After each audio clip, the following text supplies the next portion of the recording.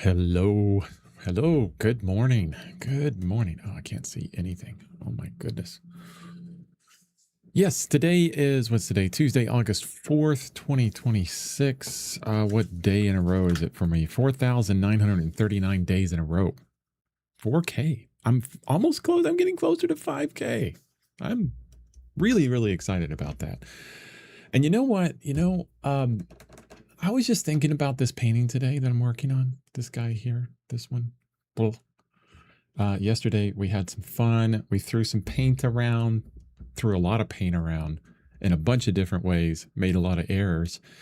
And a lot of this stream, I'm so serious all the time, just so serious. But today, I'm just going to let it go. I'm going to let it all go. I'm just going to paint, I'm going to have fun looking at this image, which I have over here on my iPad, which you can't see because it's off the screen. And I'm just going to have fun today. I'm going to have a lot of fun looking at the image and just translating, okay? I feel this need to simplify what I'm doing a little bit. And maybe I'll get away from the narrative and the meaning of the painting in some way and all that kind of stuff, but that's okay. That's okay. I think, today's a day when we just let it all go, right? We just say, okay, this is fine. This is totally cool. It may not be the best painting that I ever make, but I'm okay with that because we're just going to move through translating from what we see on the painting into, or at least on the reference into the painting. I just realized as I'm talking to you that I forgot to turn off the ads while I'm streaming. I do not like ads while I'm streaming. It's so annoying. I do not want to be interrupted by a commercial while I'm streaming. Ugh. Ugh. But you'll be making money, Chris. Yeah, like the 50 cents I make on each one of these live streams. Not worth it. Not worth it. I'd rather people get an uninterrupted garbage stream. Not garbage. What's the word I'm looking for? Uninterrupted, like, brain dump from me. There, that's better than a commercial. Maybe, I don't know. Maybe some people watch this stream and they're like, oh, I can't wait for the commercial. It's the only time he shuts up. All right. I can't see the edge of my painting. I'll just remove that little color box. There we go. That way I don't have to adjust things and we can get into it faster. Oh, geez. I was talking about it yesterday and I forgot to buy a big tube of white. One day, here's what's going to happen, guys. One day I'm going to, move my napkin so I don't get my head in the way. One day. And then one day I'm going to try painting without any white and see what happens. I think I could do it, especially with one of my previous paintings where I was just using the white of the paper with oil paint, treating it like watercolor more than anything. And that would use, kind of cheat using the white of the paper, right? Look at this. This guy. This is the best thing ever. You want to get your money's worth over the years that you paint? Buy the big metal tube ringer. Oh, it's probably paid for itself 10 times over already for me. Getting every little drop of paint out of these tubes. Okay. So here's the question. Here's the question I have right now. Okay. What I want to do. Oh, this tube is gone. Yay, we finished it. Well, but you know what?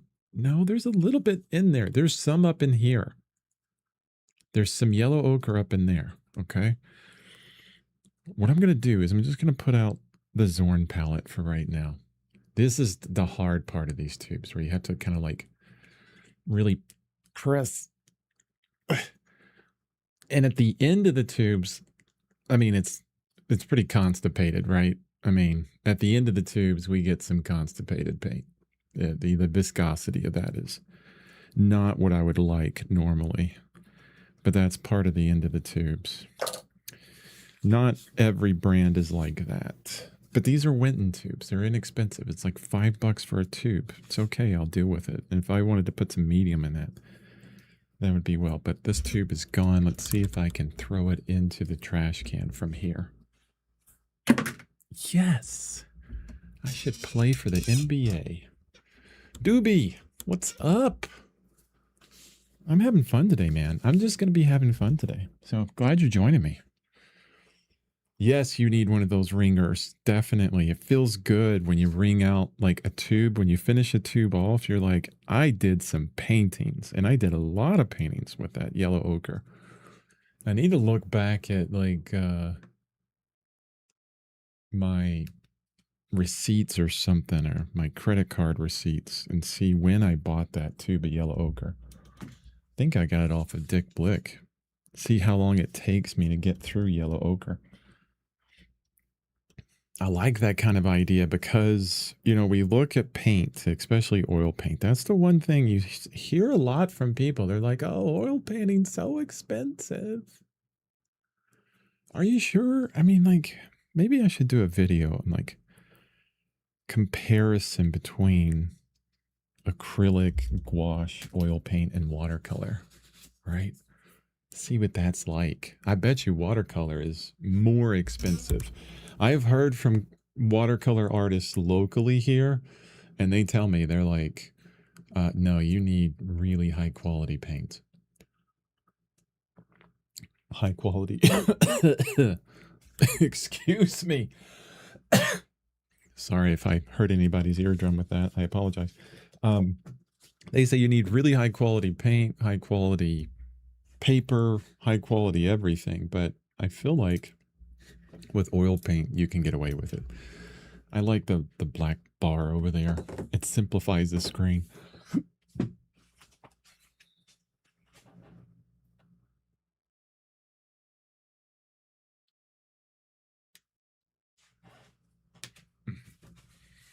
There we go. Now it's fixed. Zorn palette. Yes, my Zorn palette is out. Titanium white. Usually, you know, this is all Winsor Newton Winton, except for my titanium white is from Williamsburg, which is expensive. It's a paint made out of Colorado. Or no, I'm sorry, not Colorado, Oregon. Eugene, Oregon, I think. I'm not sure about that, but Oregon. Pretty cool. Good paint, very good paint. I like it. It's a professional paint, but I don't buy it because it's expensive. So we're not going to do that. Now, I have two choices here on this painting. I could do one or two things. We can do some checking on the drawing. I always like doing that because I was not focusing on this drawing at all yesterday. We can do some checking and then bring some of that drawing back in, because if I bring this drawing back in some places, I feel like I want to use like a graphite pencil to bring some of the drawing back in, because we're working on paper here. And I like, you know, introducing different kinds of textures. Ooh, that's just like scraping it off. That could be pretty cool too. So if this was raw paper, I could maybe, yeah, some graphite marks will get back on there when it's just a paper. But yeah, I think I want to do that. I want to do that. I've gone through this process many times on my stream of like the super cheating digital way of, I always joke with it like that. The way of looking at your artwork and comparing it with, you know, what your reference. So I'm going to do that real quick. So first what I'm doing is I'm opening Photoshop and I'm getting the image that I took of this painting from yesterday as well. And now I can show my screen. There we go. So this is the image of the painting. Let's blow it up. Look how much, like the thickness of that paint is gorgeous. I do like that. I need to paint thicker more often. Control-Shift-A will bring up the camera raw utilities. We want to change the geometry with these guided things. so that we can straighten up the image. And the bad part of this is I did not cut this paper square. I screwed up on cutting the paper, so it's a little bit weird. So I'm going to distort my drawing a little bit, and that's okay. That's fine. No big deal.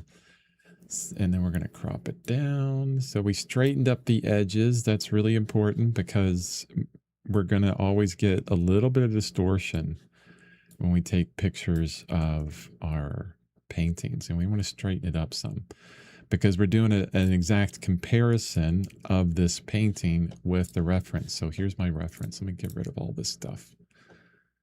Get rid of everything. There we go. There's just the reference in all of its glory. And then we'll paste that over and then transform it so it takes up the whole area. Just basically doing an overlay. And if we do this right, we can change the opacity to like something and kind of see like the comparison. It gets a little bit too jumbled up in my opinion, like it's hard to see. Or you can turn it on and off to get a comparison. Ooh, look at the movement of the head that's happening. Definitely off. But what I like to do is create a new layer, and then I can zoom in and I'll pick out certain points. Okay, green. We'll use green. Look at this green line. Will green be good? No, I think I want blue. I always like this blue color. That might be easy to see. Let's put it here and see if it's going to be easy to see. Yeah, it'll be fine. Yeah, it'll be fine. Okay. It's okay. Everything's okay. And then I'm just going to do some quick outlines of the contour. Just throw in some not super exact lines here. It's okay. We're going for a ballpark location of these major elements, like the glasses.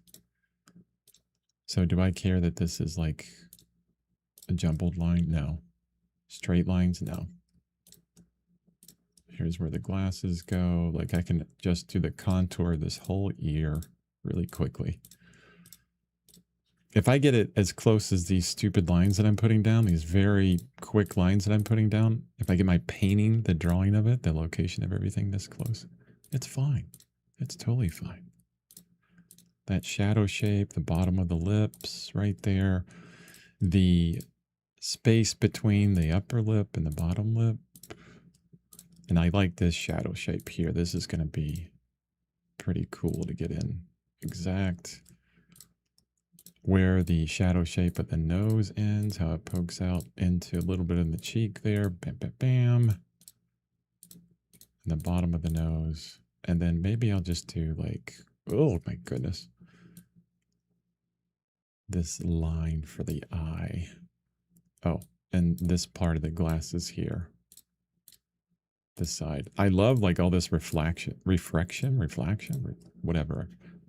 All of this white stuff that's happening in those glasses there is really cool. The bridge of the nose, let's get some indication there. And the fingers, oh my goodness. All these fingers everywhere. Just doing this quickly. I don't want to stress over it, you know.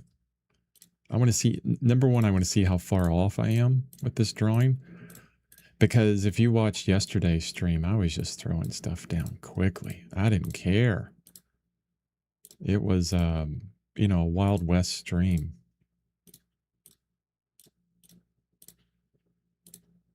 Okay. Wow. Outlining these in not the best way ever. You know, this is probably one of the hand positions that is so hard to draw when the fingers are just kind of splayed out. You know, it's hard to do. There isn't any kind of clear thing to attach to. It's just like separate finger. A lot of times models will put their fingers together in certain cool kind of poses, and it looks really good. think about the creation of Adam by Michelangelo on the Sistine Chapel. I mean, that's a famous hand where uh, the image of,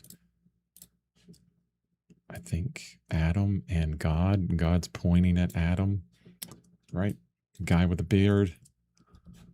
Very famous in this line of the shadow. And that's all I need. Okay, so now that I drew all that out, I put all those lines down, we can see. Wow. Okay. We can see how off things are. Let's do this. I think it is going to be fun to recover this drawing and leave a lot of what's there as well, like an after shadow, like it's a movement of the figure. So what I'm going to do is I'm going to save this, going to export it and put it in my projects folder, this particular folder, and then I'm going to call it correction. Okay. And so what's going to happen with that as we go back to the painting is right now it's being beamed up to the cloud to Google Storage. And I'm going to use my iPad over here to bring it up on Google Drive.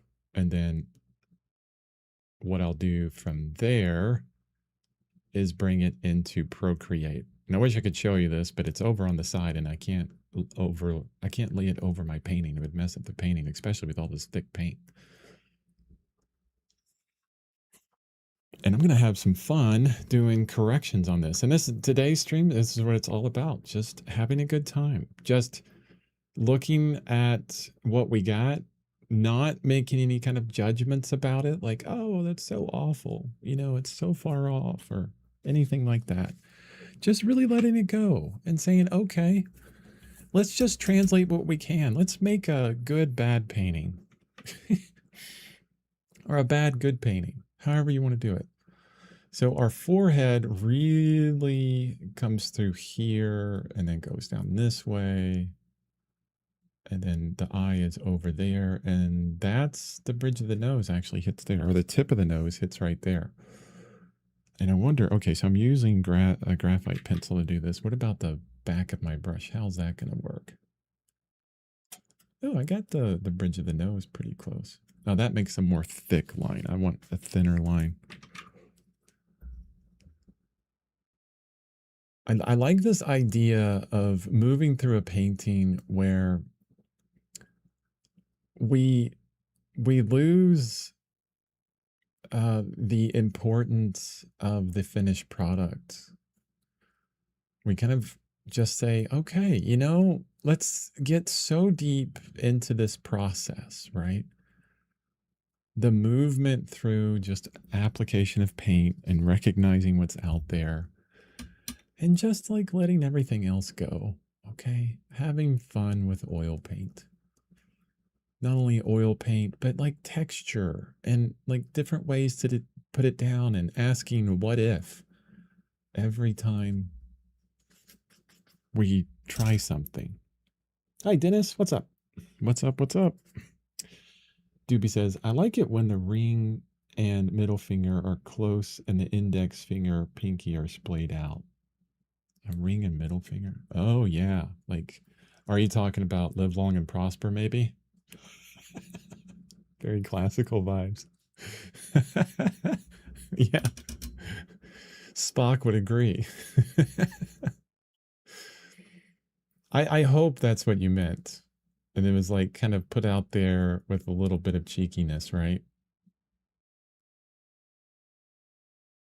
I enjoy that too. Definitely. Classic. Classic. Okay. So just really follow along with the really quick lines that I put down. I'm having fun noticing what I got right and being okay with what I got wrong too. Those glasses are much smaller than I thought. Ooh, you know what's going to be interesting is like putting these down and then, trying to keep as much of what I've already done down there, even though it's incorrect, like play with it. How could I get the glasses off, but then have the arm of the glasses like perfectly on, like it's in the exact right spot. Oh, the ear is a lot smaller. I can't rest my hand anywhere, so I need my maul stick. The top of the ear is actually there, here, down there. What an interesting stream of Chris just pointing out locations. Okay. This shadow line. I knew that the jawline was a lot further up, and I tried to bring it up yesterday. Didn't do it far enough. Oh, the lips are a lot smaller. Yeah, when I look at all these lines that I made on the reference, which you guys can't see, sorry, it's off the side, it gets confusing. It's like, what is going on? There's just a bunch of lines everywhere. Bunch of lines. It's okay. Just trust it. Trust in the method. And just put them down. Okay, this line goes here. These fingers are way off. And like I was talking, excuse me. Like I was talking yesterday, does this matter that we have a well-drawn painting? No, it doesn't really matter. It doesn't matter anymore. It only matters in the essence of like comparing it against your reference, right? Of, looking at it and you're like, okay, I need the drawing to be exact. And if that's what you need, then yeah, at that point it matters, definitely. But it doesn't have to happen all the time. Wait, how many paintings have we seen, guys, where it's like, that is gorgeous, like the best painting ever. And then we could look at it and go, you know what? It's not drawn really well. I mean, look at everything Van Gogh did. He was not a really great draftsman. It's compared to great draftsmen of the time, right? But do we care that, his portraits or the sunflowers or whatever, or landscapes aren't drawn like exact? No, we don't care about that. We don't. But it's two different like ways of thought. You look at some Russian academy artist from like the fashion school or something like that, and their draftsmanship skills are going to be like off the charts, like so good. Or you look at someone like Kim Jong-gi, that is probably, I don't know, it's hard to explain the mastery of Kim Jong-gi. Oof, I wish he was still alive. My goodness. Comic book artists, digital artists, every artist should look at Kim Jong-gi and go, just marvel at the ability. I would say that there's no artist before him, and maybe it's going to be a long time before an artist after him has the ability with pulling information from memory and creating just beautifully compelling and detailed work. It's just amazing stuff. Yeah. I mean, I remember 2013 when I first started doing, my daily art thing. I have a post on Kim Jong-gi like back in the day, like that long ago. I was amazed at him then, like before he got really huge, because, he'd done some YouTube videos of him just, going at it, just saying, okay, let's draw this really complex scene from my head, right? And ever since then, he just blew up. I mean, every artist on the planet's like, okay, you're next level stuff. Most people think he was an alien that came down to our planet. I think that might be true, honestly. Might be true. But at the same time, we look at Kim Jong-gi's work, and is it like this like super accurate thing? Is it like Fashion Academy Russian draftsmanship, of a human figure? Oh, heck no. It's definitely very stylized.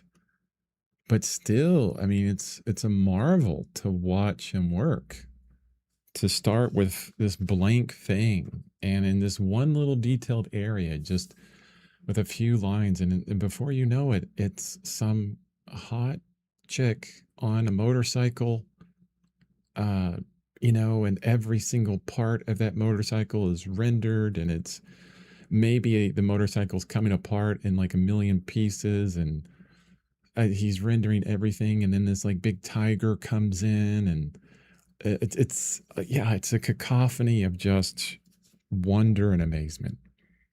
Kim Jong-gi. If you do not know Kim Jong-gi, I think everybody should go to the temple of worship for Kim Jong-gi. Yes. Yes. It is cross that line where it's like a religious experience. I need to buy like all of his books. Just amazing. Draftsman. Love it, love it, love it. Especially if you're a comic book artist, or, if you like comic books at all, definitely Kim Jong-gi. And it's the kind of thing where it's like, I didn't want him to do comics. I think he did some comics. I don't really care. I just want, like, I want to see his drawings where he's like just sitting at a table with a bunch of friends and he's drawing on a napkin. And it's like, just, it blows your mind. Like, that is one of the best drawings I've ever seen in my life. And it's on a freaking napkin with a ink pen, a ballpoint pen that he probably picked up at, the hotel he was staying at. Okay. All I used this for, so here, I'll show you, like those blue lines everywhere. That's all I used it for, just to put those lines down. Now I'm going to go back to the image within Procreate and then work from this. And I think I'm going to start up here where the eyes are and all of that. And I still don't have like all the information I need to get that super exact, right? But I don't care. I really don't care. It's okay. We're going to have fun today. First thing I'm going to do is, this paint is still wet here. I don't have the blue on my palette, but I just pulled it out of what's already there and it's wet. And I'm going to clean up this contour a bit.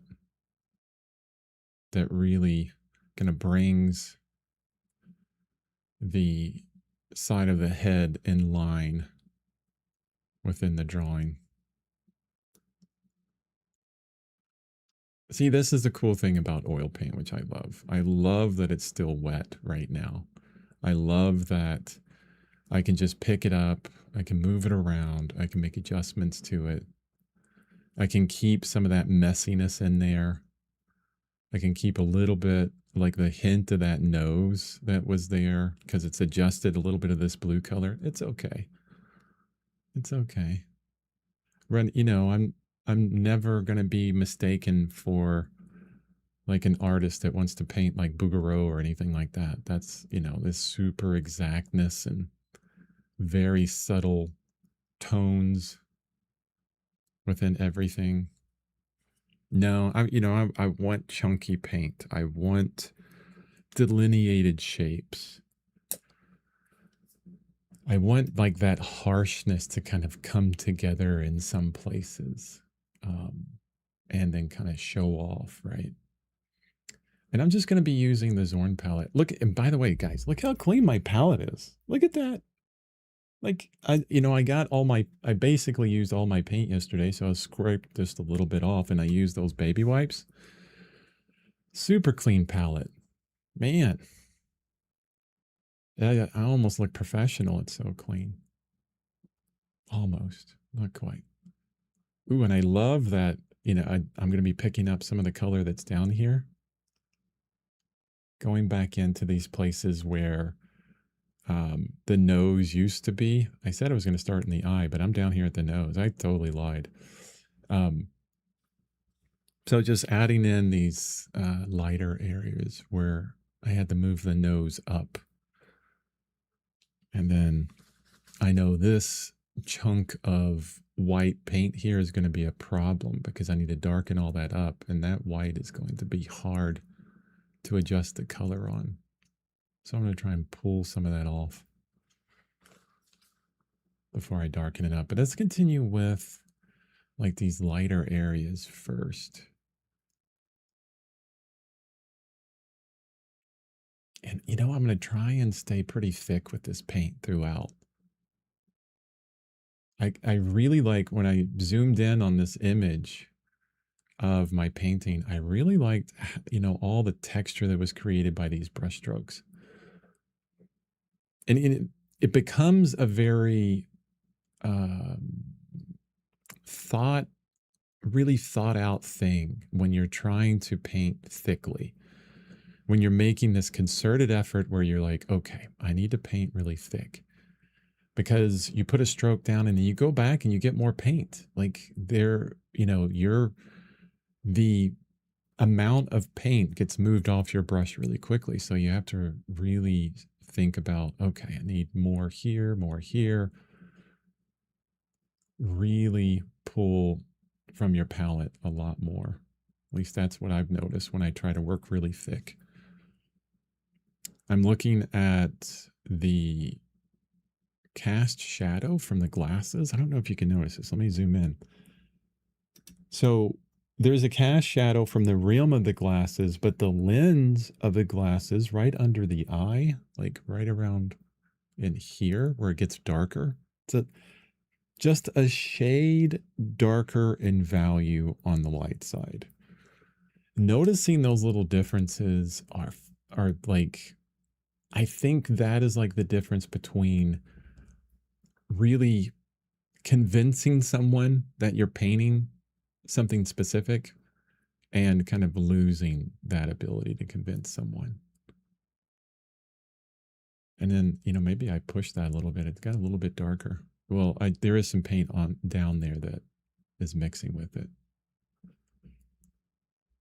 Yeah, getting those little moments and those little, you know, adjustments in value is really fun.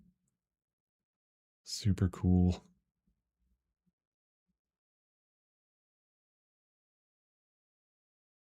It's even when we're looking through the glasses, it gets like the value is a little bit darker as well.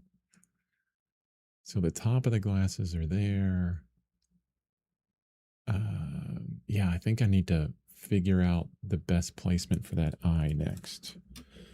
Let's see. Pulling out my rosemary brush. Oh no, getting serious now with the expensive brush. Actually, these brushes aren't that expensive anymore because comparatively, all the other cheap brushes went up in price. And so rosemary is like, you know, right there now.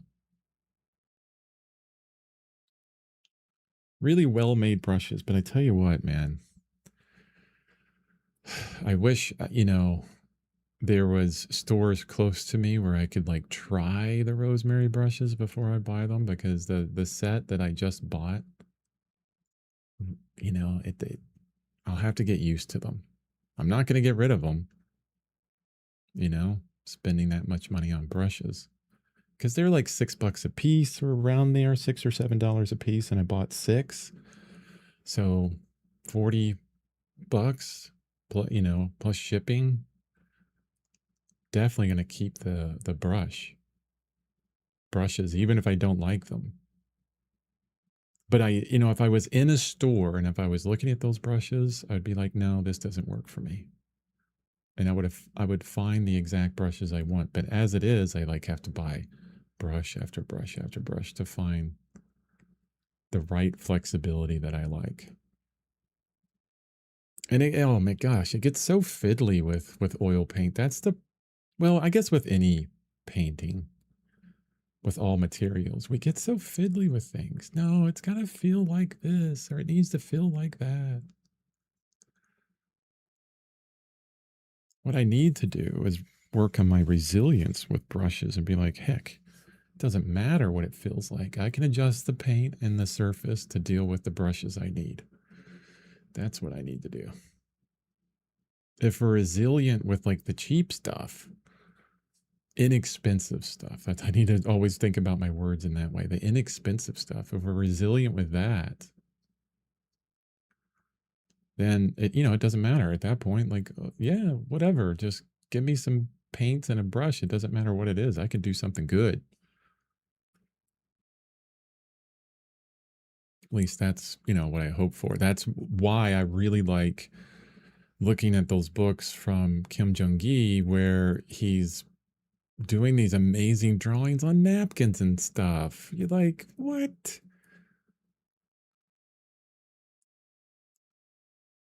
That's the kind of stuff that I look at and I'm thinking, do I really need to spend $12 on a um, Blackwing pencil? No. It's like you watch videos of Kim Jong-gi because he would do like a lot of classes and people would pay to get into them, and I think they did videos of him or something as producer and all that stuff. And I think they would tell people, don't ask what pens he's using. You should already know that. And still, like in those live classes, people would still like go, what pens are you using? And he would turn around and give them like this stink eye, like he was definitely of the mind that if you think it's the pen that's allowing me to draw this, you're mistaken. Right. It's definitely not the pen. It's all the years of training and tremendous amount of hours drawing constantly. I was listening to or watching a video with Karl Kopinski, another amazing comic book artist and painter too. He's a wonderful painter. Karl Kopinski was talking about how he met Katsuya, I think is how you pronounce his last name, along with Kim Jong-gi because they were at some kind of conference or something like that. And what was interesting about it was there was a language barrier there because Kim Jong-gi was Korean, only knew Korean, didn't know English. I think Korean. And so they're on, they're staying together, which, oh my God, these crazy, amazing artists just like, in the same hotel room together. And he was talking about, he's like, yeah, there wasn't a lot of conversation going on. He's like, but, we go back to our hotel room and Katsuya would be on the couch sitting in front of like the TV while something's on the TV, just drawing. And, after a full day of drawing, in person, just drawing there, whatever they want. And then Kim Jong-gi would sit down, start drawing on the same couch. And then Carl was like, all right, let's do this. Sit down, start drawing. And it was just a fantastic like visual there of these amazing draftsmen, amazing artists. Don't need any kind of conversation or any kind of like comparison between each other. It's just like, no, this is what we do. We just sit here and draw. This is our way of speaking through the world or about the world in certain ways. And they're like, even when I'm with my friends, they're probably doing nothing but drawing. I mean, you can tell that by if you look at some of his books where it's just, he's at a dinner table with a bunch of people and he's drawing all, you see the drawing of all these people. And I bet you it's just like Kim Jong-gi isn't saying a word, but just sitting there drawing. Like it's how he moves through the world. I know a lot of artists could probably connect with that. I wish I could say that I connect with that in a lot of ways, but I don't. I love the conversation. I'm not a very what do you call it? Outgoing person, extrovert. I'm not an extrovert, but I'm not totally an introvert. Everybody's both, right? Depends on where you get your energy from and what kind of energy you need and when, that kind of thing. But um, yeah, if I'm around the table with friends and especially if there are other artists, we're going to have fun conversations, definitely. But there are some times where, I just spent too much time around people and I need to re-energize with like a painting, with a book. I need to get my energy back, and I do it through those like introverted kind of tasks, right? There's a really good book that I read. I didn't read the whole book. I read just a bit of it and I'm like, okay, that's enough. That's all that I need from this book. It was called Quiet and it was about introverts and extroverts and how we're all a bit of both. Like no one's completely an introvert and extrovert. Like we have a little bit of both in all of us, right? But it's all about like where we get our energy from. Introverts are energized with a book or painting or quiet, with music. Extroverts are energized with, you know, connecting with individuals, talking with people, going to parties, going to concerts and things like that. But all of us, need both. So an extrovert, and this is like generalized, right? I'm sure people are different. Um, Extroverts, like, they're sitting there reading a book and it's like just chewing up all their energy. And they're like, I need to go out and chat with some friends and party a little bit. And that's where they get their energy from. And then they go back in and they study a little bit, that kind of thing. I love that idea. Like, not defining ourselves as like one specific thing, right? And just saying, yeah, I'm a bit of both. It's okay. Introverts and extroverts can come together and have a good time and understand each other and say, oh, that's Chris. I mean, yeah, he was out with friends too much lately, so he's at home painting, recharging. Got to recharge us our own ways, right? Like that idea, but just that visual of these three amazing artists just kind of sitting out in front of the TV. No need to chat. Let's just draw together. That's why I really like urban sketching. I've talked about it before. If you don't have, hopefully, because in most cities around the world, there's groups of people that get together and they just go and draw and paint together. They have a bit of conversation afterwards. They talk about their work. They show off their work and say, yeah, it's just a crappy sketch I did. And, everybody says the same thing. They're showing their work and they're like, yeah, it's not so good. And then everyone else is like, yeah, it's good. It's great.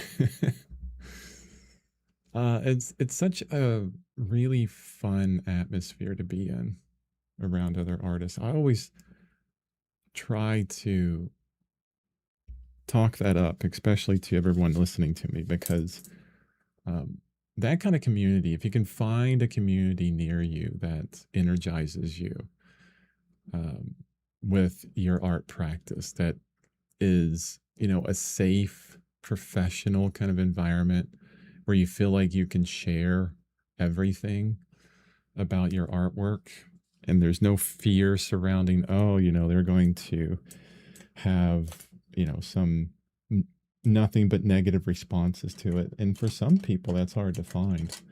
But in a lot of places I lived, there wasn't a community like this one, but this one here, the community I have now, it is. It's very rewarding, very supportive and wonderful, which is nice. It's nice to have a community like that. But we have to get out there and we have to see if our local community is supportive or not. So, you know, it, if you're afraid to do that, walk through that fear door, right? Say, okay, let's try it. It isn't like, if you go there and, a couple times and it's just not working out for you, like you're just not happy with the people, or, it's just, if you put yourself out there and talk to people and it's like, no, this isn't my scene, then you tried it, because there is a possibility. And this is what we're searching for, is to have a wonderful community connected to you. Because the great thing about a community that's connected to you in that way is it's motivating. You'll get into this community of artists that you can draw and paint together, or just have fun talking about drawing and painting together and sharing your work. And it makes it more fun. Like, it's like I find myself after those moments like, oh man, I can't wait to get back home and work on this painting, or to do this thing, or to share that. It's kind of like with these streams, it's pretty similar in a lot of ways, because I have, interactions, which I'm not paying attention to right now. And it's super motivating to interact with you guys on here. Dennis says, I'm more of an introvert, but I definitely get my energy by being around extroverted people. Yeah. Yeah. Kind of knowing that about yourself is fantastic, because we're all a little bit of both. And if you know that, you're like, oh man, I just don't feel like going out today. And you can kind of look back and go, well, that makes sense. I spent the last 4 days, you know, doing events and this and that and the other with people. It's time for a break. It makes sense. I need to recharge. Too often, I think we go through life without really understanding ourselves enough. And we look to others as, like this example that we should be, right? And it's like, oh, why don't I have enough energy? I should have enough energy. That person has enough energy. What's wrong with me? No, if we understand ourselves enough, and this does fit back to painting, if we understand ourselves enough, we can understand, when we need more or less energy, where we get that from, when to take a break, and we feel better about taking breaks, or taking time for ourselves, because we go, you know what, I know I need this. This is how I function.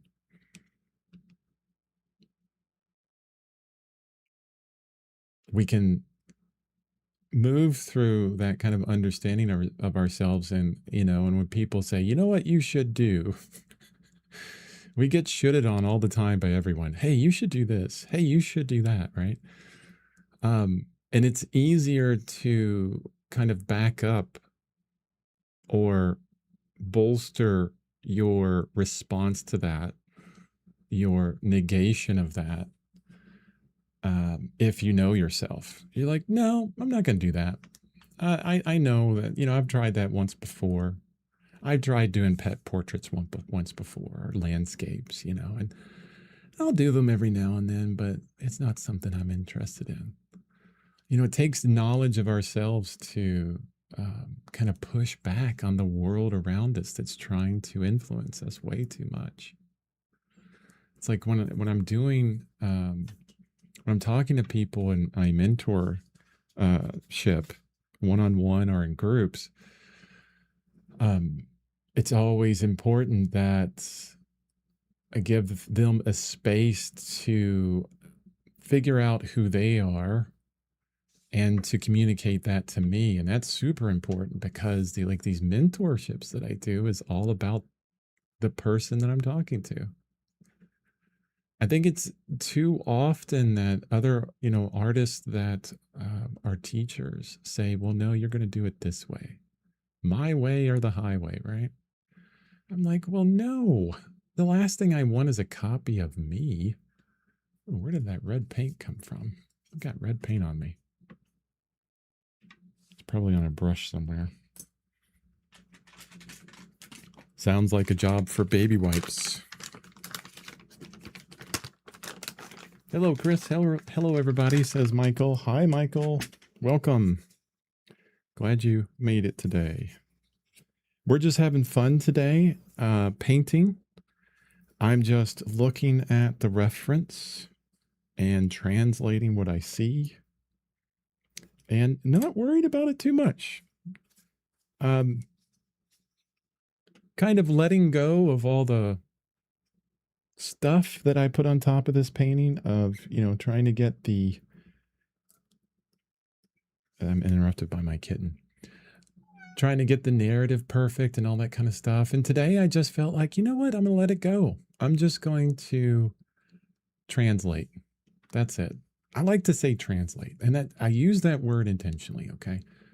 Like it's all about looking at what we're painting and translating that in some way. Look at this brush. This brush is about dead. This is one of those cheap brushes. It's falling apart. Ugh. I'm gonna have to retire it soon. I can't get some sharp edges out of it like I want. Although it's kind of cool because it will put like these little hair marks everywhere. It's kind of interesting. I know, baby, right? So my gray tabby, LaFay, is over here complaining to me because I'm not paying attention to her. This is why I close the door sometimes. Not because I don't love you, because I need focus sometimes.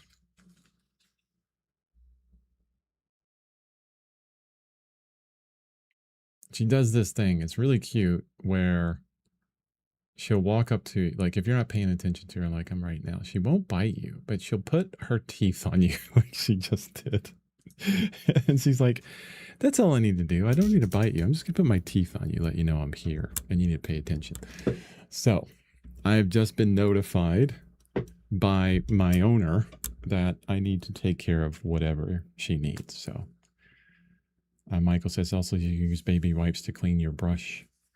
Yeah, they're too thin. They're going to get paint all over my fingers. I like my napkin for that. Yeah, I'll try it maybe on smaller brushes, but I'll be right back. I'm going to take care of her.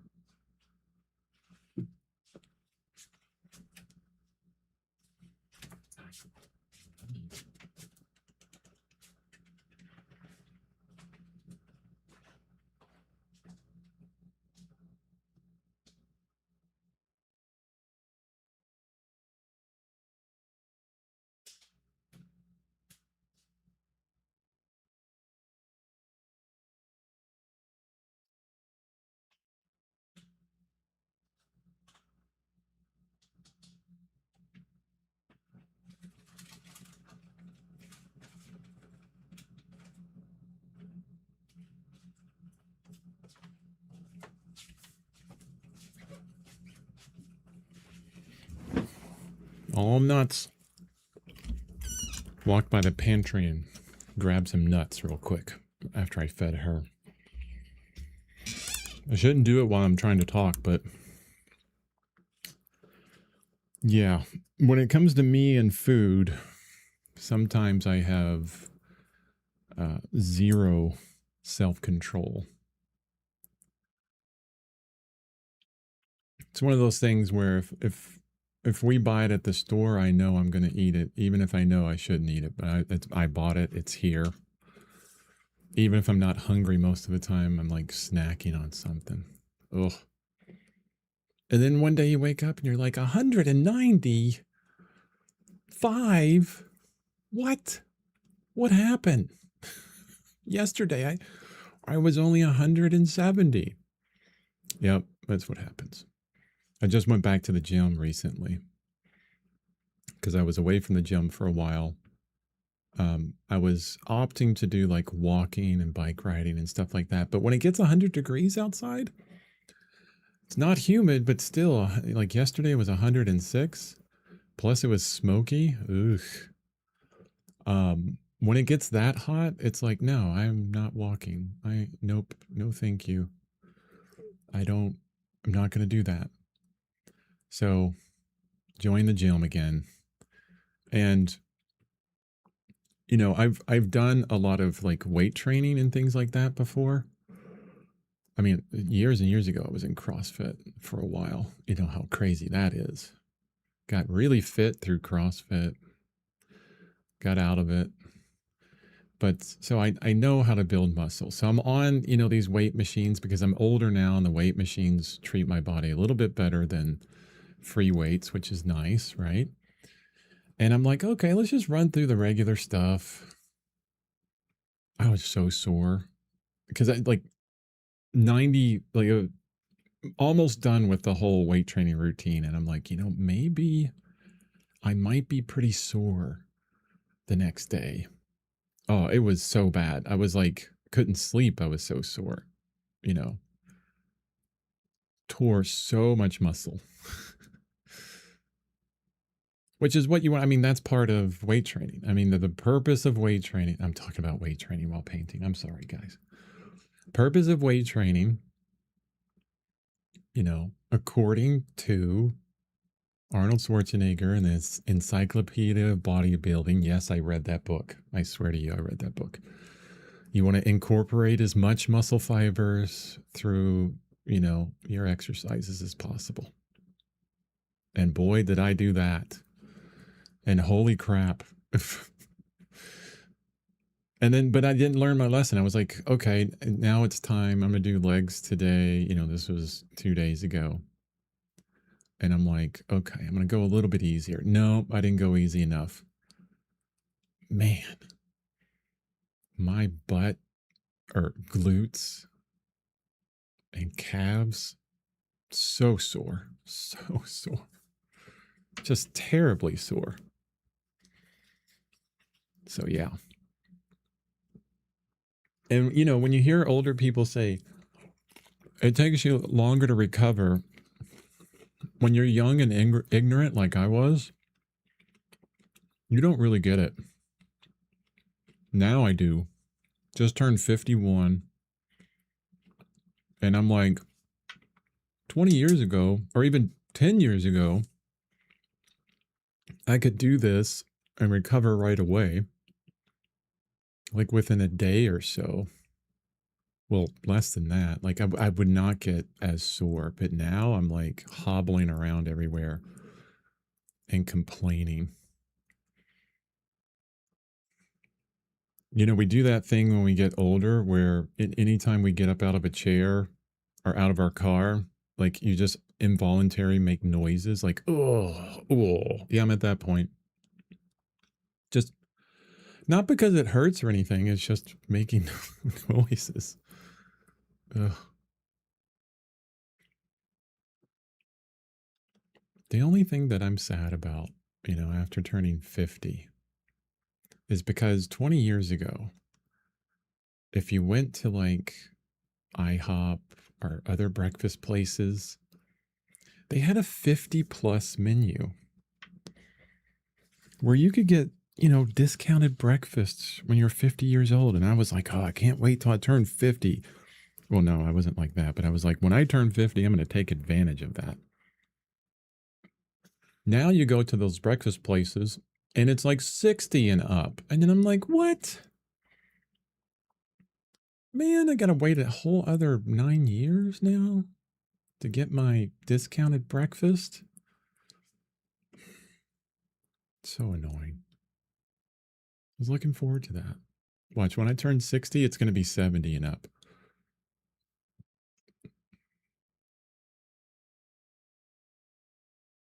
But then, I do have that old man mentality anyways, where I'm like, I'll go out to breakfast and I'll look at the prices.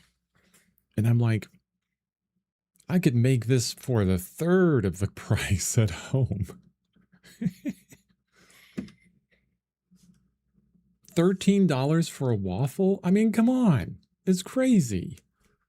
But you can order like a regular breakfast and add on pancakes for like $1. A stack of pancakes. That is, it's a whole meal in itself, the stack of pancakes, right? But then if you wanted to add a waffle, it's an extra $13. Like what? why is the waffles so much more expensive than the pancakes? I mean, what are you doing that causes that kind of cost increase in the waffles versus the pancakes? I don't get it. I don't get it. Maybe I just need to go to Waffle House or something. And for anybody in like not in America that's listening to this, they're like, yeah, I don't no idea what these places are like. They're really big chain breakfast places, like McDonald's is a chain, but they specialize in big, American breakfasts.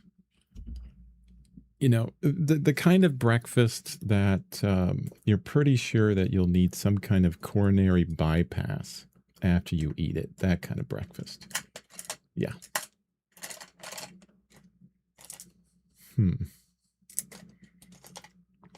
Need a smaller brush.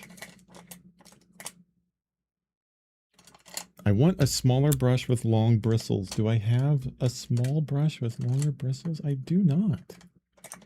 Well, I got this one, but I think it's splaying. Dennis says, yeah, I do a lot of complaining these days. I got to be careful. I started doing it yesterday because I didn't sleep that well on stream. I was complaining about stuff. And I'm like, no, shut up. It's time to be positive. It's all at how we look at the world around us. Everything could be awful. Everything could be wonderful. It's completely up to us. It's how we interpret the world. It's how we interpret the painting. It's all about interpretation, right?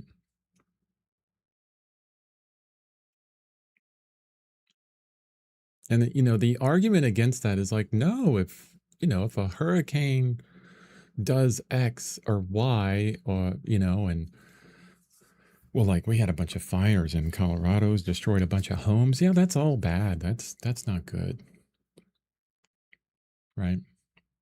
There are things that are going to be pretty negative, and most of us will interpret as negative. But there could be somebody that's like, you know what? That home that I was in, I didn't realize it until it burned down, was a trap. And after my home burned down and I, found this new place to live and this thing, I'm so much more happy. It happens. It happens. I remember I had this amazing job as an artist. I had just left Chicago and I was like 23 or something. I was in North Carolina and I was living with my mom. And there was this store called Media Play in South Carolina. Media Play. It was all about media, physical media, which we all know what happens with physical media now. So CDs, DVDs, VHS, books, everything, Media Play. And they had an art department of me.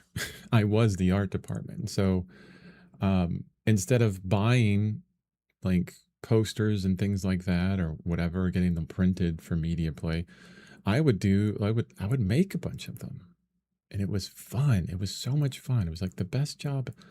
Like I would still be at that job today, But of course, as we all know, what happens to physical media or any type of media, something new comes in and then no one listens to tapes anymore. Those went away a long time ago, and then DVDs are going away, have gone away, and any kind of physical games are going away. All of that stuff's gone away. So basically they all closed down and I had to get a new job. And I was so sad. It was terrible. Man, it was the best job. I wanted that job for a long time.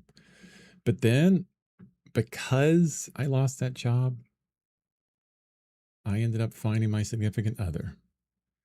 And we met, and then, all's history from there. So if it didn't close down, that wouldn't have happened. So pretty good stuff. All depends on how we look at it.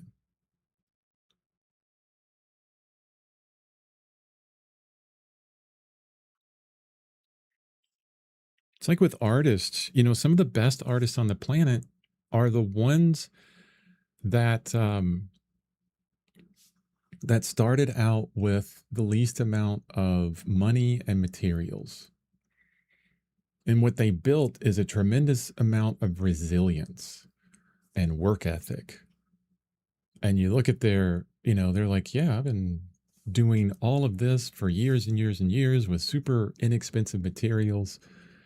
And they're so good. And they have this amazing work ethic as well. And you're like, holy cow. And the same is true for actually, I was talking with this person I'm painting right now the other day, and they were talking about something similar where one person in the class of, I think is a singing class. I don't know. Maybe it's called singing class. I have no idea. But it was you know, vocal stuff. Okay. Terrible story, Chris. Terrible story. And one person did not have the best voice in class, and the other person did. Well, the person that didn't have the best voice was just working their butt off really hard and really wanted to have a really good voice. And the person that didn't was like, no, I don't really care. It's not a big deal, you know.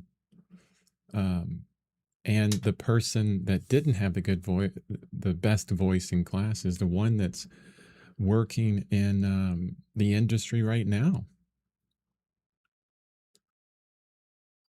The person that had, all the tools took it for granted, I guess. And yeah, is not singing at all. It depends on what we do with it, right? Depends on what we do with it. I should talk about this painting instead of just like rambling on about stuff. Okay, let's talk about some of these, of what I'm doing here, what's happening. And this is fun mode for me, okay? I constantly push myself on my artwork by trying new things, trying to express myself with a certain narrative, okay? Like, I've talked about it for days and days on these streams where we look at words like introspection and quiet, or how to paint a note, a singular note laced with despair. How would you paint that? And I think you can. I think you can get there. Rothko thought you could. Well, didn't end so well for Rothko, but anyway, but it's hard. It's a we're really pushing to find what that means in paint and within drawing. But the easy part for me, um, simple, maybe not easy, but simple. I think simple is a better word because it's just a singular pathway of doing things where I'm looking at values, I'm looking at shapes, actually in the right order. Let's do it in the right order, Chris. I'm looking at the drawing first, like putting down the color that I have in my brush in the right place, making sure before as I mix it up, that it's pretty close to the value that I want, making sure it's the right value. And then usually after I put it down and realize it needs to adjust, I change the temperature a little bit. So drawing, value, temperature in that order. And that's all it is. I'm just going through drawing, value, temperature for all these little parts and pieces, like the top of the lip here, like that space between the top of the lip and the nose. What shape is that making with this very light beigey white color? Making sure that I get that shape in there, how it kind of pokes out right here under the nose, which is really cool looking. And then the actual top lip is like a very close value to that. But first thinking about the shape of it so I can get that shape down so it looks accurate, right? So we put it in the right place. Put the strokes in the right place first,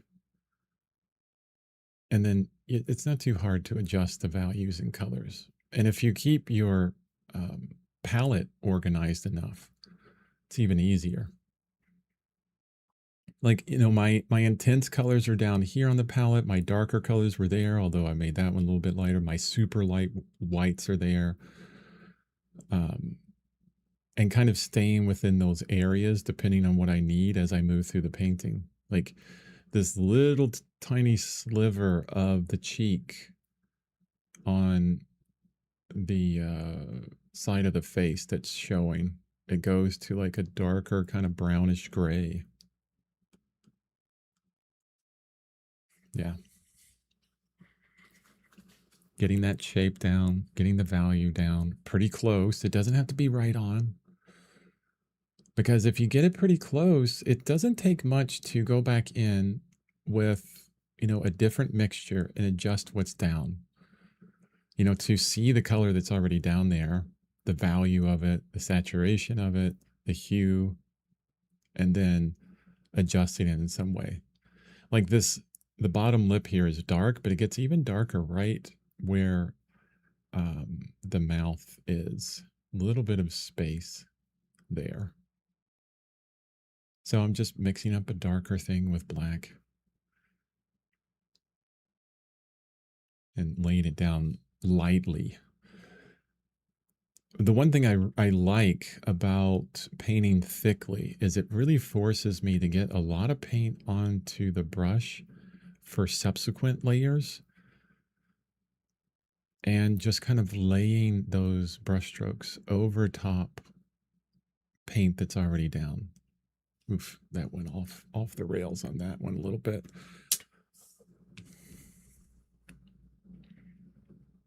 Also having this understanding that, depending on your arm location, where your arm is at, do you need a maul stick or something? So you can put it in the right place. That's important.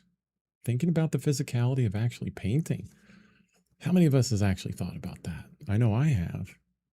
Like, I want that to go down in the right place. You look at digital artists all the time, and they're rotating the canvas constantly, to get it in the right place. It's harder for us artists, we're working on an easel with a canvas or something. We can't like rotate the canvas around. I mean, unless you're Chuck Close, who, built this whole thing that can rotate his canvas around, which is really cool. That's an amazing artist, Chuck Close. Oh my goodness. I wonder if he's still alive. If he is, that's amazing. It's fantastic. This has got some gray in it. It's close to that blue, so this will work. Bringing back this contour here of the face, that edge, kind of bringing that back in to really just get it back in place. I don't usually place that much importance on contours, like getting the, the connection of like the foreground with background, in this instance, the head and the sky. But the more I look at it, the more I see how important like contours are with telling us everything about the painting. And the closer I can get those, a lot of times, the better it looks. Putting these glasses in.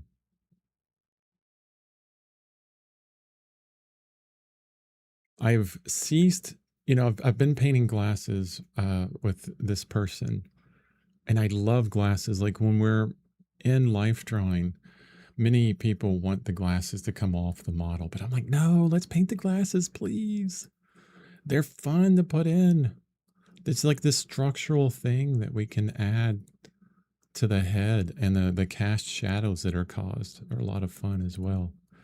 But I've stopped trying to make this perfect curve of the frames of the glasses, you know, and I simplify it into like a bunch of straight lines. It's very similar to the drawing class that I'm giving right now every Sunday, where we're taking those curves and we're simplifying everything into straight lines. You will be surprised, I think, because I'm constantly surprised. We think about these artists that paint so detailed, like, you know, very detailed paintings, and we go see the paintings in person and we're like, wow, everything is just so fuzzy. There's not a lot of detail here. I thought it was so much detail, but I was wrong. And I love seeing that. Like, they were tricking me as well. They didn't have to do all that detail. They didn't have to say all that information. I think it's wonderful looking at that. It gives us an out, right? We don't have to paint all that stuff. We can totally fall asleep a little bit, kind of cheat a little bit. That's exactly what I look at other artists for, to figure out the secrets, like how to be lazy and paint at the same time. How to be a lazy painter and make good paintings. That's what everybody wants to know.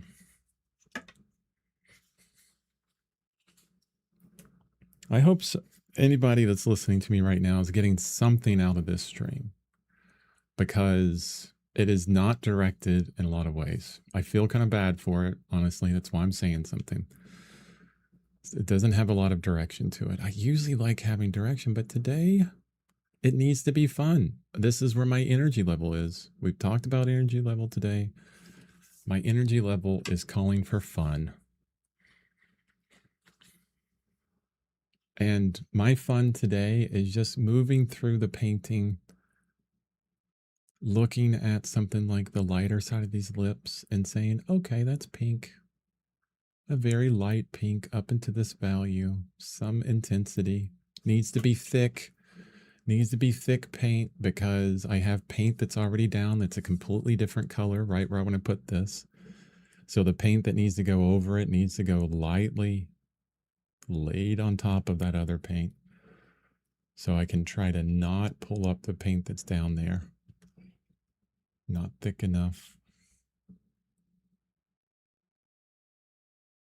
See, I could do this better if I had a brush. If I was using a brush with longer bristles, would have a much lighter touch here. But that's okay. It's okay. Actually, let's try that theory. This is one of the newer brushes I bought from Rosemary and Company. And it's a bit flopsy. Like, that's my technical term for it. It's very soft. It's a soft brush. It doesn't snap. It's not very stiff. There we go. But boy, you can put down some cool strokes with it, I tell you that. I think that's what it is. Hey, I'm not certain about this brush. I don't know the ins and outs of these softer brushes, but it could open up this whole other area of how to put down paint that I've never experienced. It could be very similar to when I first started painting on Yupo paper. Like, at first it was like, oh my gosh, this is so non-absorbent and so smooth. It's like painting on plastic.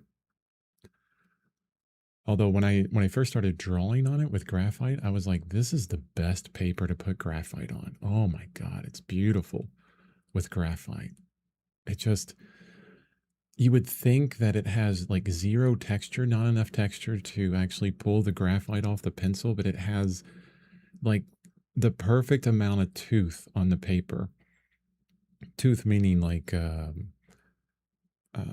texture to it, that it pulls the graphite off of the pencil perfectly. And you touch it and make beautiful like shades or smudges. I think it could be one of the most wonderful papers to work in graphite on, honestly. But then you start putting paint down and you're like, holy cow, it goes down really nice, but then don't touch it. Oh my gosh, don't touch it, especially in the shadow areas, because you'll start pulling up paint easier than anything. And these lighter brushes would probably be the best brushes to work with on Yupo paper. But the more I worked with Yupo paper, the more it kind of opened this understanding of transparency. And I was still painting on gray paper, like a gesso gray paper, when I started with Yupo paper, and I quickly switched to working on white. And I never liked working on white previously, because it was, I'm getting lost where I need to be here. It's hard to match colors on white. But the great thing about working on white paper is when you scrape back and you get like a little bit of transparency left, you get this glow that happens like right here, this glow where I scraped out some on those oranges. It's a completely different look that you can't get with just adding white to the paint. It just doesn't work. Michael says, I love glass too. I feel that they add something special to the paint. Yeah. Wait, you love painting on glass? Did I miss something? Hold on. I have to like ban another person trying to advertise. Baby wives. Yeah, I do a lot of complaining these days. Yeah, no, I didn't miss anything. You say, I love glass too. Like working on glass. I've never worked on glass. Like, I mean, as far as like painting on it. I know Yupo kind of feels like what I would think painting on glass would be like. That non-absorbent and smooth. It has a bit more absorbency, but I'm not sure how things would dry on glass. I'm not sure about that. Baby, I've already fed you. You see? Oh my goodness. Stop being so cute. I can't resist. You're just so cute. I'm going to have to stop everything again and deal with you.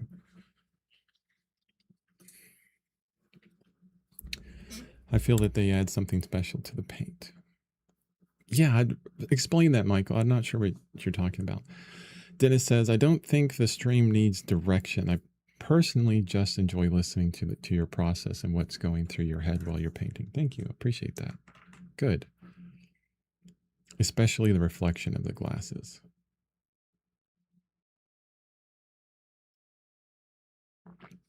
Oh, maybe painting glasses is what I was talking about. You like painting glasses too. Him meant glasses, painting glasses on the portrait. Yeah. Okay. Thank you, Dennis. Thanks, guys. Yeah, I love painting glasses too. It's kind of interesting how that matched with Yupo paper, how it does feel a little bit like glass when you're painting on it.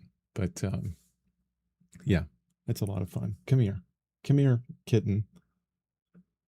Come on. If you're going to interrupt me, I'm going to have to show you on the stream.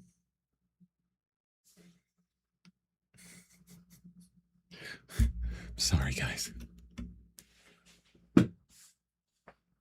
Okay. Say hello. So this is Princess LaFay. Hi, Princess LaFay. Look how cute she is. This is one of our babies. This is the smaller baby. They're siblings. They were born together. Whoop. And now she's done. All right, I'm going to go figure out what she needs. I'll be right back again. Come on, Princess. Let's go. Come on. Let's go.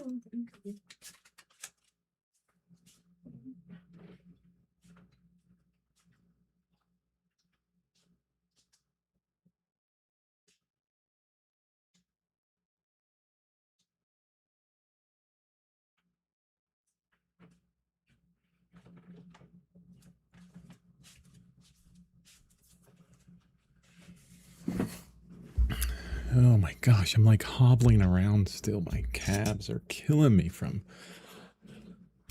working out. But see, that's the problem, is I was away from it for too long. And then any little thing I do, it's like my body's just screaming at me for it. Okay. So yeah, Yupo paper was fantastic because even though at first I was like, I don't like this, I don't like this, I don't like this, it really opened up a different idea of painting for me that I didn't have before. And the first painting in this series that I did on stream 2 paintings ago, which looked a lot like watercolor, I would never have achieved that if I didn't paint on Yupo paper first and get that kind of understanding of, you know, transparency and less and utilizing the paper as, you know, a major element for the painting. So, all that to say, even though I'm kind of annoyed at these brushes that I just purchased, I think the best thing I can do is to work with them as much as I can and learn their ins and outs. It's like I say all the time, every material that you have has properties to it, and those properties are good for certain situations and bad for other certain situations. Like you can buy the most cheapest brush on the planet, like those chip brushes that they call them at the hardware store. Very cheap brushes. My friend Michael Orwick paints with those all the time, and he makes beautiful landscape paintings with them. They're so gorgeous, so simple, and so good. Guy's making bank by painting landscapes. There are artists, and I know some of them, that make a living painting, guys. You can still do it. We can still do it. I would probably be in a better financial place if I just wasn't so particular with what I like to paint. I'm like, oh, I have to pick figures because that's what I like. That's what I enjoy. And oh, by the way, they also have to be in kind of non cutesy scenarios, I guess. Oh, and I don't like doing commissioned portraits as well. So like all of my choices are sending me down this road of where it's like, okay, you obviously just want to be a starving artist, definitely. You don't want to make money on this, do you? Yeah, that's me. It's just painting and having fun. That's all. That's all. That's all I'm focused on.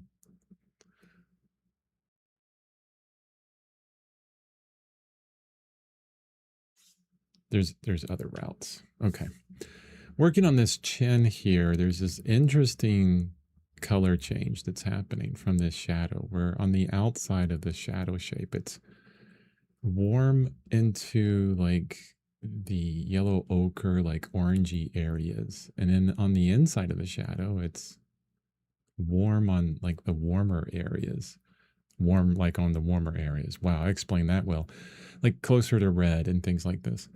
And then we get a bit of reflected light on this side that is just beautiful. It's so subtle and beautiful. And I did not make that subtle at all. Bring those values closer together there.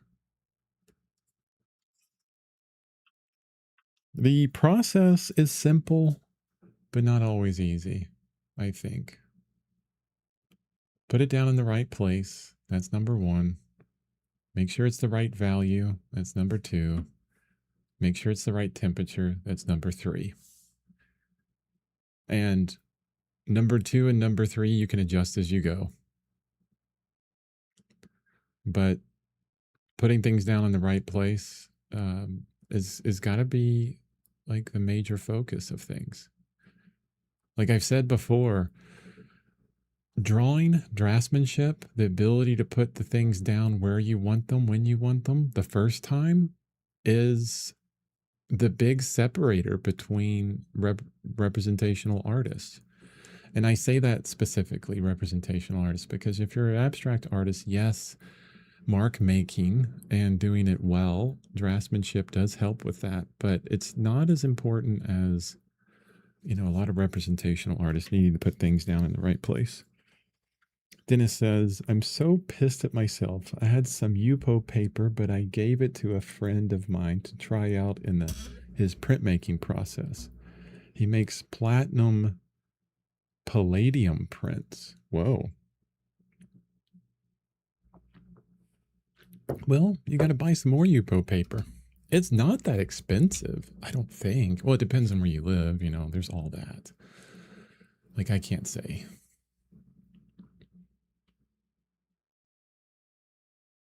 I have, actually, oh no, I just remembered that I did these paintings on Yupo paper recently at Life Drawing. And I put them in my bag over there and they were still wet. I wrapped them up in a piece of paper and I'm like, I need to make sure when I get home that I pull those out or else they're going to stick together. Let me see if I can pull those out and show you, because I have 3 different types of Yupo paper.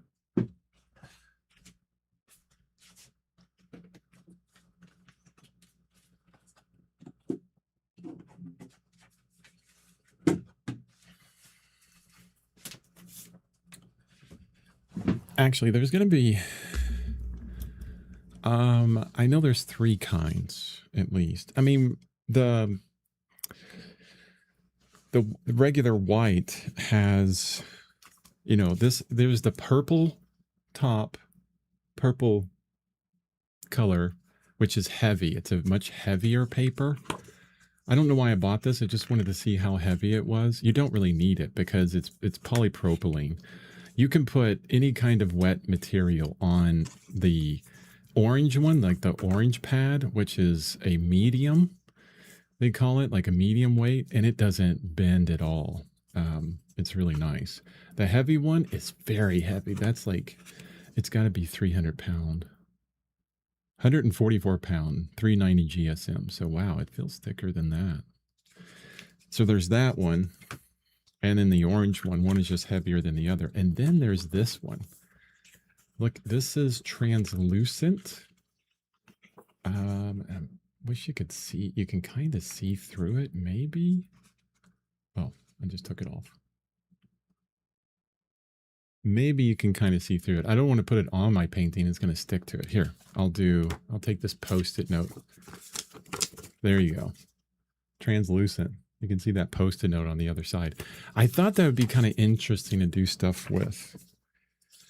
Now, what's really cool about Yupo paper is, and I have some paintings here, and these are going to stick. Oh, yeah, they've stuck together.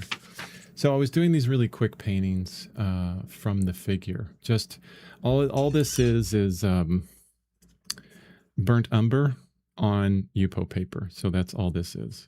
Is it still wet? No, it's pretty dry. But I had stuck it to paper because, how do you get wet paintings home without getting it everywhere? You do something with them. And I didn't do the best thing. But anyway, so this is the heavy paper. That worked just the same as any Yupo paper. It's 5x7 in size, these little pads. And let me see this one. Oh, here's a good example.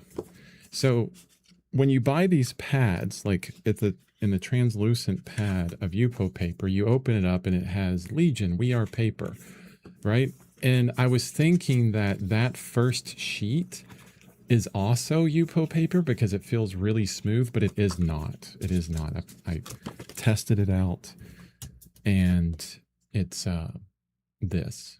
And I want to show you the differences between these two. And you can see it. Same exact paint. Didn't do anything different. Can you see the difference in coloration on those? All based on absorbency. And this is really, really interesting because I was doing a test of, this is Phoenix Artist Oil, burnt umber. And I was doing a test like this, and I did Phoenix Artist Oil, Gamblin, and Michael Harding, which is really expensive, all in burnt umber. And the biggest difference that I saw between all of those tubes of paint wasn't the paint themselves, but I tried it on two different surfaces. And the texture, the glossiness, the color, everything on those paints changed based on the absorbency of the surface I was using on. And on this one, it wasn't this test, but it was a different one. It was just gessoed canvas versus Yupo paper. And it was so much more vibrant on Yupo paper because of the lack of absorbency. Okay. Not because it's Yupo paper, because it was mainly because of the absorbency. You can see the difference in colors on these. This is really matte and darker. This is much more bright. Has a bit more of orange cast to it, which is really interesting. Okay, this one's stuck together too. There. Yes, one of them I had was translucent. So here's a translucent one I did. You can see where I had this next to a bunch of paper. I had wrapped it up in all this paper here, and some of the paint had came off. It was okay. It was just, I was just testing some things, you know. So this is on the translucent. You know, I can see that pink through the center there, through the window, but I don't know how helpful that is or what interesting things I can do with it, unless I want to paint on the backside or something. I don't know. It'd be kind of cool. I figured I could do something with that. And then I have another one. Oh yeah, this was the first one. Just trying to do these very simple indications of a figure. And so again, this is Yupo paper. The great thing about Yupo paper, I mean, you can beat the hell out of it and it just stays stiff. It's plastic, you know, it's going to be very strong for forever. It's going to stay forever because it's polypropylene. It's plastic. I mean, this is never going to degrade. If it does, it'll be hundreds or thousands of years before it degrades. It's a crazy thing about Yupo paper. So, and then I did a bunch more on just drawing paper. This is oil paint on drawing paper. And you can really see the difference here. Absorbent paper versus non-absorbent paper. Look at the color difference. It's like red compared to like this darker color. And I was surprised. Well, not this time, but when I was doing some tests before, because I knew that what was going to happen here.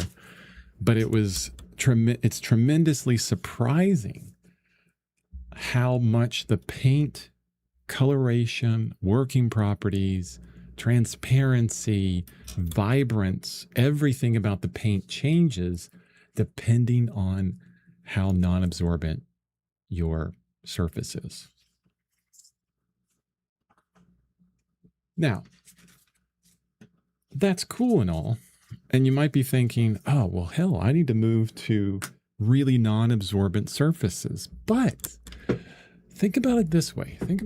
Let's say that we paint on a more absorbent surface, like raw paper, right? Like this absorbent thing. It gets darker. You don't have that vibrance. That's fine. Because after about a coat or two of, you know, your initial block-in of that paint on this paper, this surface, you've basically sealed that surface off. And after that, you're painting oil paint on top of oil paint. So you'll get the same thing with your end strokes as you would as if you started with very non-absorbent paint. And it may look better because like those initial strokes are pushed back or something, you know, possibilities. Michael, 300 GSM watercolor paper with acrylic binder is perfect. Yeah, I could see that because I do that with GAC 100 on acrylic paper. One or two coats. It's a little bit more absorbent, just a little bit more absorbent. No, very close to 2 coats of PVA sizing is GAC 100. Gesso, like acrylic gesso, much more absorbent. And it all depends on how you work or what you're trying to do, right? Dennis says, wow, definitely a difference. One of them looks much darker. Yeah, it is super cool. Like, I would urge everyone that's listening to this to have a very absorbent surface to paint on and see what you get from it. See how the working properties are, and then get a non-absorbent surface to paint on. I mean, the one thing that I really like about all of the Yupo papers, the polypropylene, is I don't have to worry about putting any coat of anything on these papers.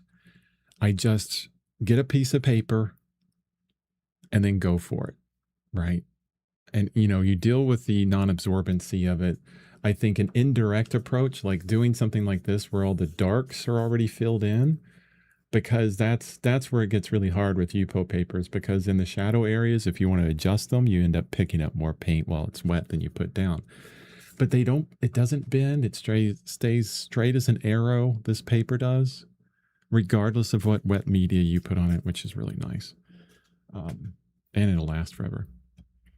I just put GAC 100 on primed paper for the first time. Looking forward to not painting on a sponge. The GAC 100 dried pretty quickly too. Yeah, it does. I like the GAC 100. I used that for a while. It does leave that texture of the brush strokes you put down for the GAC 100 because it's a bit thicker. The PVA size in comparison to the GAC 100 is like milk. That's the consistency of it. It's like water. Yeah, like skim milk. Very, very thin. GAC 100 is definitely thin. It's not like acrylic paint out of the tube, but PVA size is even thinner. And so when it goes down on like a hot press paper, it doesn't adjust the texture whatsoever. Hey, Chris, welcome. So if you're painting on the GAC 100 and you're like, it's too much texture. And I know how you paint, Doobie. So you might run into that texture, especially in the tiny details. It could be an issue for you. So if you run into that, either sand it, do a coat, sand it, do a coat, sand it, or move to the PVA size. Yeah.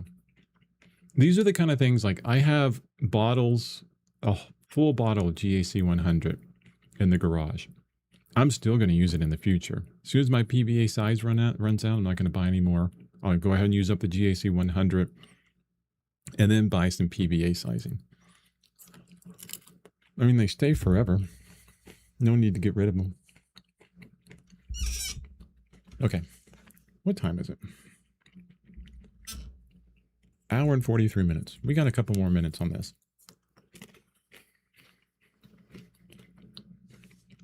As I'm munching on nuts. Sorry, guys.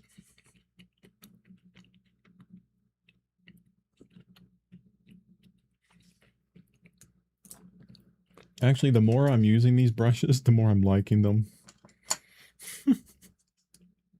So funny.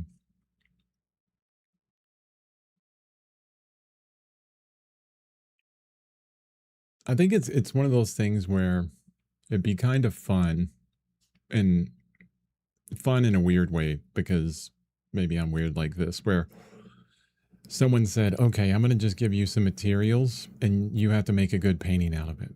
And it could be like just off the wall, weird materials. Like, and I would be so excited by that.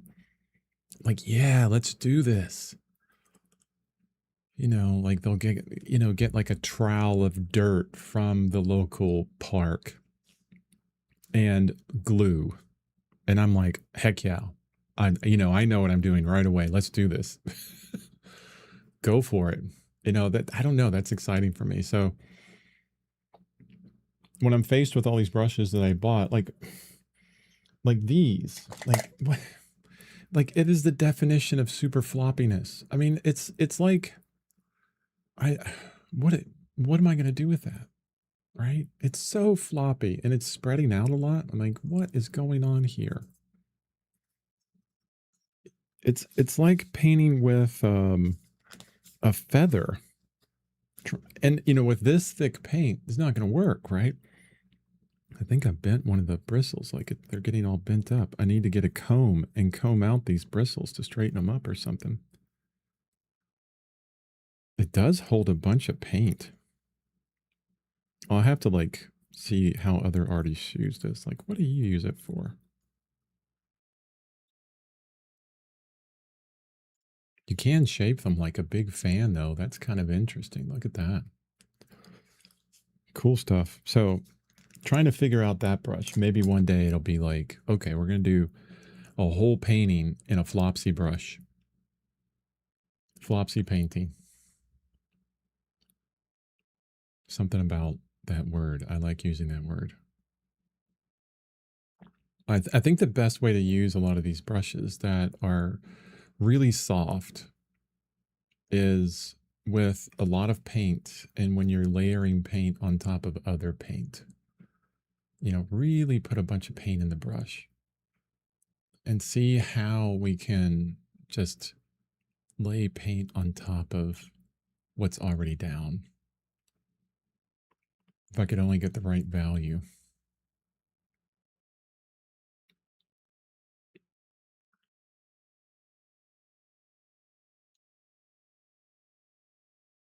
Yeah, I think that's the approach for those paints, these brushes. Finishing layers, just really laying down some soft strokes on top of other paint that's already there.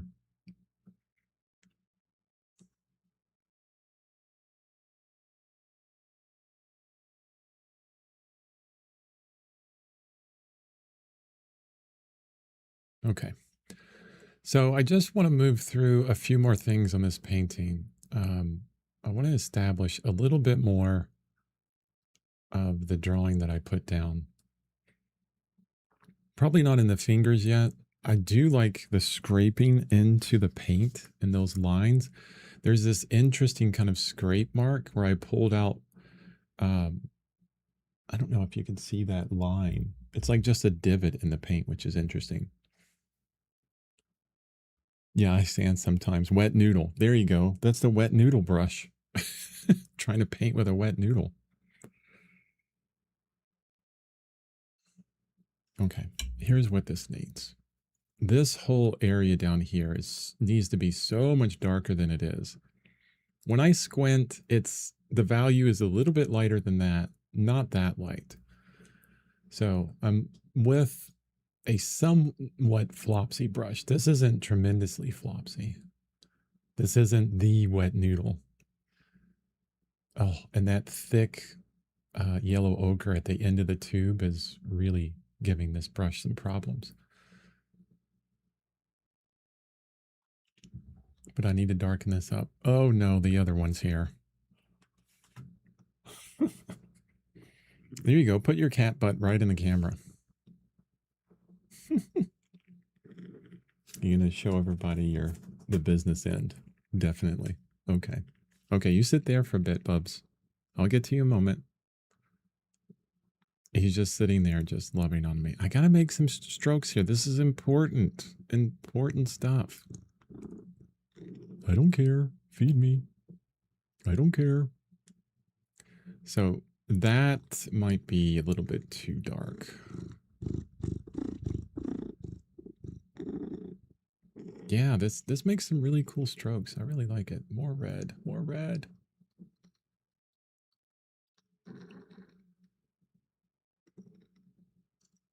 Like you can really put some thick paint down over top other paint without disturbing the paint below with these very soft brushes.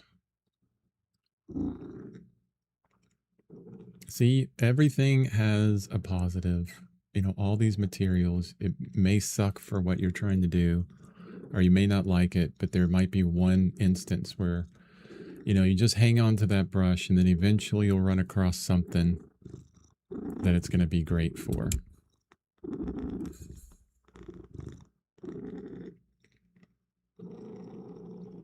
You know, this kind, I know this about myself. These kind of areas where there's not a lot going on, like I revel in these areas where it's nothing but glasses and a nose and an eye and there's perspective and it's shape after shape after shape after shape. Really fun stuff. Like I could do that all day long and do it well. But then you give me a big cheek with just a subtle value change over the whole thing. And I'm like, I don't know. I have no idea how to deal with this. Like I want to introduce like information that's not there to make it more interesting.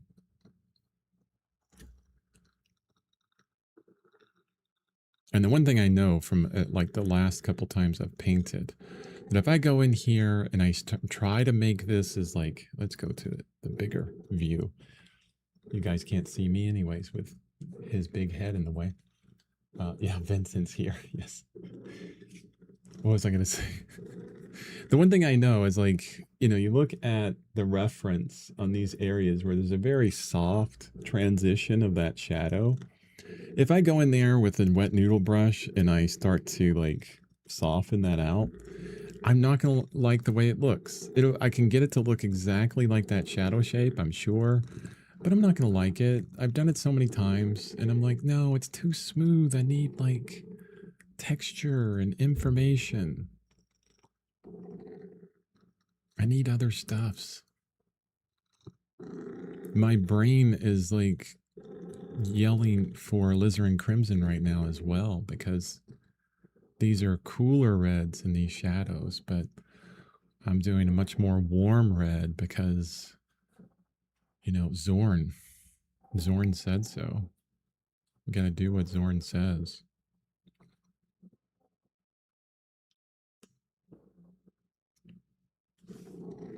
Yeah, I kind of like all that texture within there. Some random brush work. Some little bit of weirdness happening. Looks fine. And I don't know if you guys can tell, but Vincent's here and I'm not paying attention to him. So he's constantly like just putting his arm on me. He's like, Dad, I'm right here. No, you're going to bite me. Don't bite me. You gonna give kisses? No. Let's do that in a bit. Because you have to get food if you give kisses. I wonder how many people have watched this and go, ugh, his cat is licking his nose. How gross is that?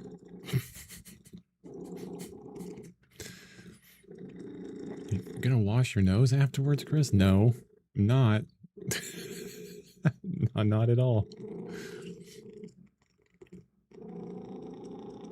Oh, jeez. Too light. Come on. Such a wrong value. I'm going to blame Vincent. It's all Vincent's fault. He's just like pawing my head. You're really showing how untrained you are, how overtrained you are here. You know exactly what you're going to get here. Okay. Kisses. Oh, good job. Good job, puppy. Now you get shoulder. I'll be right back, guys.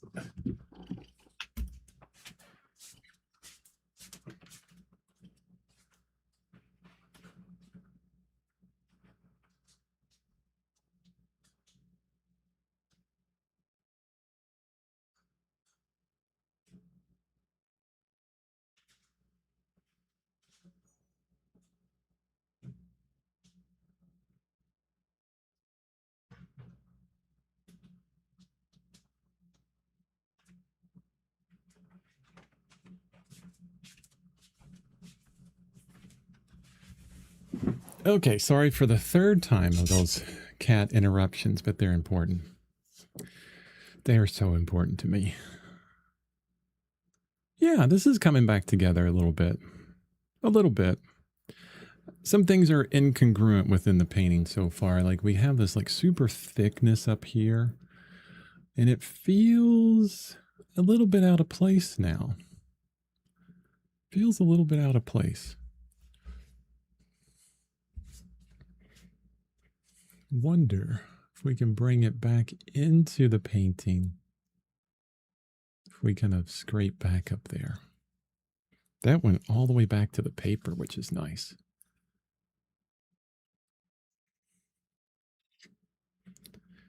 Definitely didn't work smudging with my finger.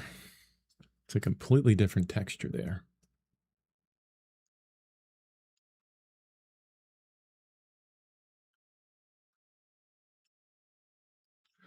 Let me see. Yeah, that kind of brings things a little bit back into place, I think.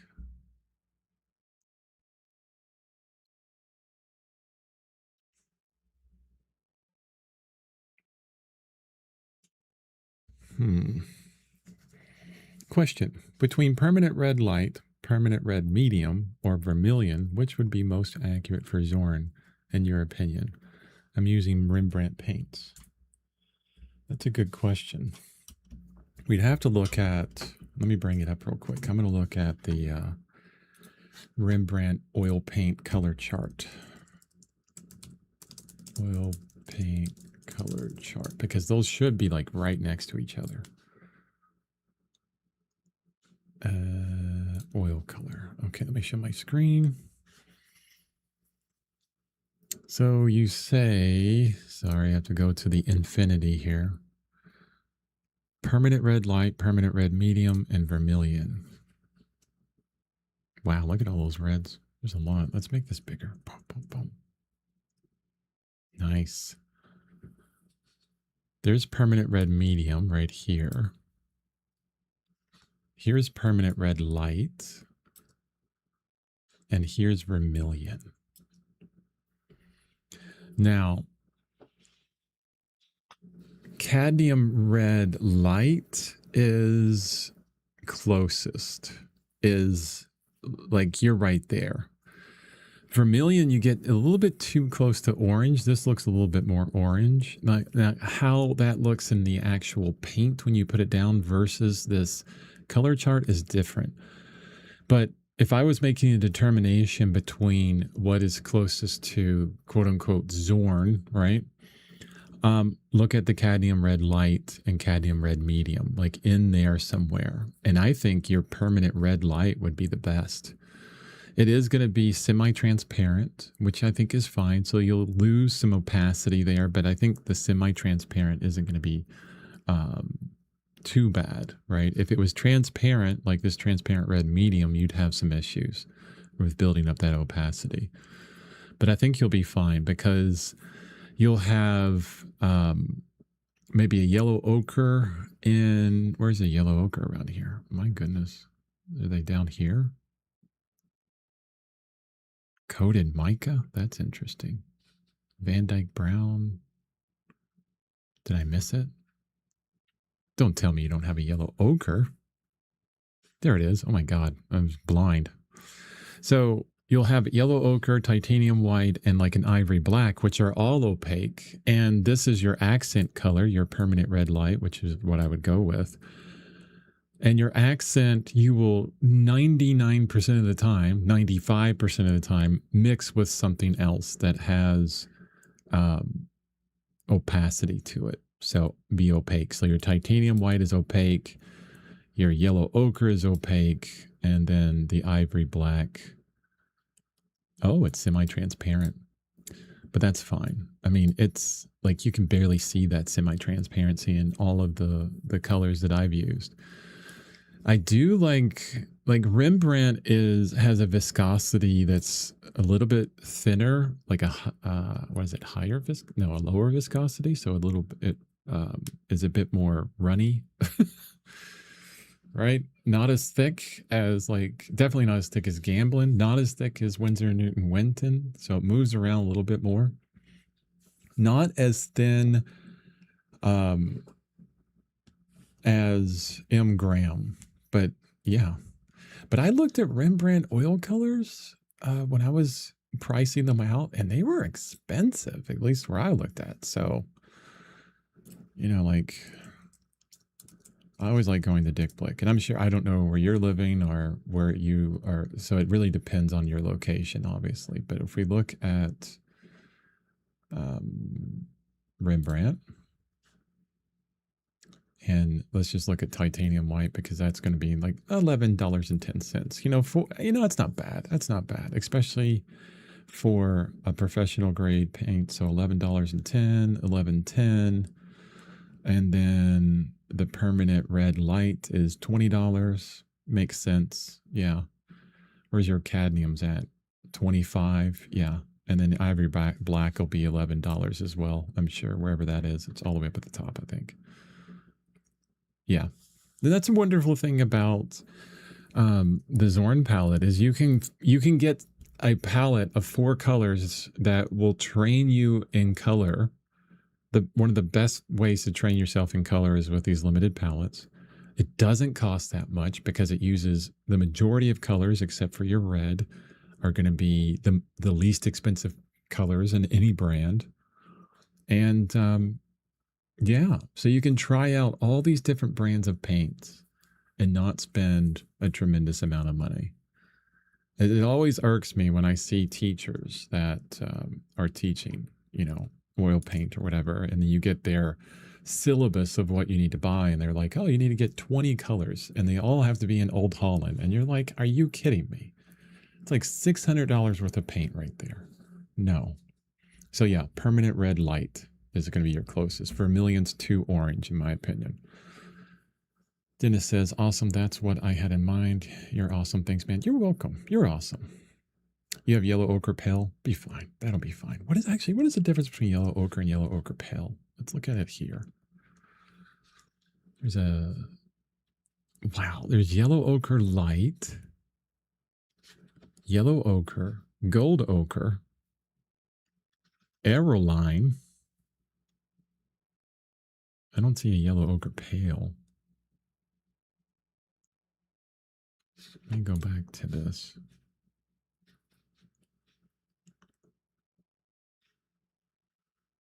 I don't see a yellow ochre pale anywhere. Well, that's a yellow ochre light. They're all over the place. Like this color chart, their color chart doesn't even have the other yellow ochres on there that I can see. I could be blind. Huh. But they're here. Yellow ochre light, gold ochre, yellow ochre.